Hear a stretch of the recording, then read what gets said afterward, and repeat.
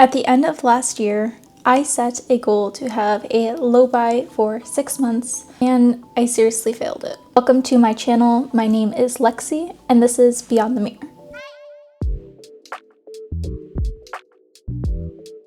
Today I am talking about a project that I had set some goals for myself for 2025, and I want to bring up these topics again because I had really missed the mark with some of the goals that I had set. So I want to identify what I did wrong and how I can actually achieve those goals. So last December, I created some limits in how much I could spend in terms of beauty products. And I even had limits per category, like how many blushes or lip products that I could bring in, and some categories even had rules on how I had to finish a certain amount of products before I could purchase a new one. And for the first few months, I really felt like I was doing a great job. I was very intentional with the products that I was purchasing. It would be something that I actually needed or ran out of, so more staple products rather than new fun items. And like I said, I felt like I was actually sticking to my rules and only purchasing refills or products that I actually had a need for. Then it kind of just seemed to fall apart. I had made a purchase early in the year because I had finished a few products, so I ended up splurging a little bit, and I feel like that totally derailed my goals set for the year. My spending started to fluctuate a lot, and before I knew it, I was back to buying more than I had planned. So in today's video, I want to revisit this topic, see why I failed, and really break down what led me to going so astray from my goals and what I'm doing now to get back on track. My original plan was pretty structured. I mean, like I said, I had specific limits for each category, and I was very intentional and real with what I currently have and what I was okay with having more products of. Even rules around finishing a certain amount before I can buy a new one, refills only for certain products. After a while, I just felt like I started spending again. The first few months were actually really good. I think I bought maybe one product in those first 3 months, and it was a replacement. But then after those first few months with the seasonal sales and new product releases, I kind of noticed that I was starting to slip and just purchasing way more than I ever needed. So with the holiday sales coming up, I really started reflecting on I don't actually need these things no matter how badly I want it or how much I feel drawn to purchasing these products. And looking back, reflecting on why I was making these purchases, I am able to kind of pinpoint exactly what I was feeling or going through that kind of led me that way. And not that that is an excuse for doing that, but it is understanding first and trying to find the underlying roots of why I'm doing that so I can address it. So the first reason I came up with was that I started shopping to cheer myself up. And that's kind of something I've struggled with all my life. And I had thought that I grew out of it, but clearly not. And I also started to notice that the more I did it for those reasons was that I would kind of start to justify it with myself. First, it would start with something small like a coffee or a bakery item or maybe a lipstick that I had been wanting for a while. But I felt like each time that I did it, that hit needed to be bigger.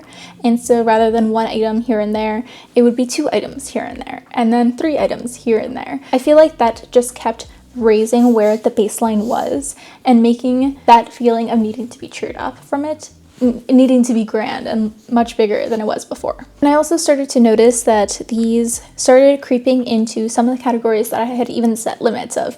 I can't buy any, or I can't buy any until I finish a certain amount. It just slowly seemed to be that each time that I did it, it kind of didn't matter anymore.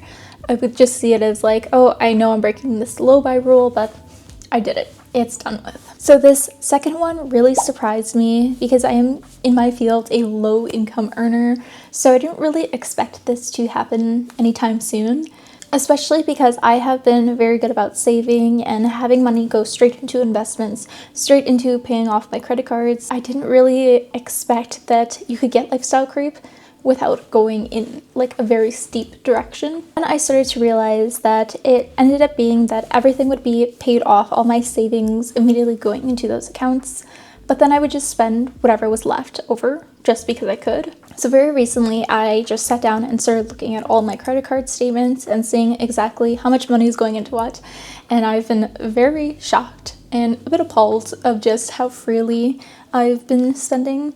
And again, like it hasn't put me into debt or anything, but it's still not necessary and still just unneeded spending. I was also noticing that a lot of it was going into specific like physical things rather than experiences. Like I don't really go out and do things, but I am spending way more on the physical rather than the experience. And while that's not inherently bad, it doesn't align with the lifestyle I want to live, especially with my long-term goals. And so I want to be intentional and save for those long-term goals, such as traveling, comfort, and stability. And the final reason is just my fascination and enjoyment from these products that I get. I've always loved beauty and self-care products, and I feel like recently, because I have money to spend, it's always been a chase after the next thing of the viral product that everyone's talking about, new launches, trends, and even what other influencers rave about. And I think that's one of my issues. I love watching other creators review products because it at least gives me an idea on if it's something that that would suit me, but a lot of them I also just love their personalities. And while I do love reviewing products, it's not necessarily what my channel is about. I rarely do reviews, and when I do, it's about something that I've been very, very excited for, or just something that I want to review, not necessarily the newest products. I really don't need to own everything that is new or trending just because it is, because again, it doesn't really align with my lifestyle or even what my channel is about. So here is what's changing. To regain a control of my spending, I'm doing a complete no buy for the next 6 months. There are going to be a few rules in there, but it's more so of just refills.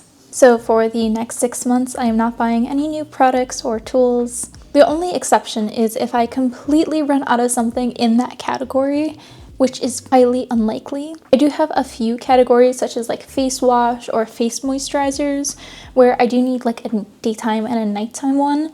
So those are okay, but I usually don't really overspend in those categories anyway. This time I am putting some real steps to making progress and things that are actually trackable. First step is taking inventory of everything that I have. I've been pretty good about this when I buy new products and when I first started doing specific project planning for large amount of products, especially for my quarterly empties videos. It's been very helpful to track what I have. However, I do know that some products have slipped through. I don't know if I just never tallied them in the first place or when I purchased them, I never got to it.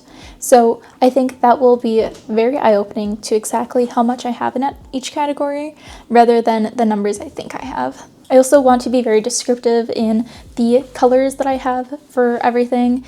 That will also make me understand that this new product, like, it's probably not really going to be anything different from what I already have or what I can make with what I have. The second step to moving forward is setting concrete savings goals. While I'm already doing that, I have money going into my retirement as well as my savings. I do have money that goes straight to my bank account right after all of that, and I pay off all my bills, and again, there's still money there. But what I've been doing recently, what it appears to be, is that I am just spending that money either on food or products, clothes, you name it. But I have bigger goals that I want to achieve that are going to cost more than this shopping spree. One of those goals being going on vacations, getting married, building a house, and those are not cheap. Those are very, very expensive, and while I have the savings, that is supposed to be to help, not something that you rely on. And it has been a few years since I've gone on a real vacation, and I already know that that experience and time off would be so much more to me than a new blush and lipstick. So definitely re-looking into all of my credit card statements, seeing which categories I am overspending in, and how I can redirect that to savings for real goals. The third goal, I think, is giving me a specific timeline, and that is preparing for a move.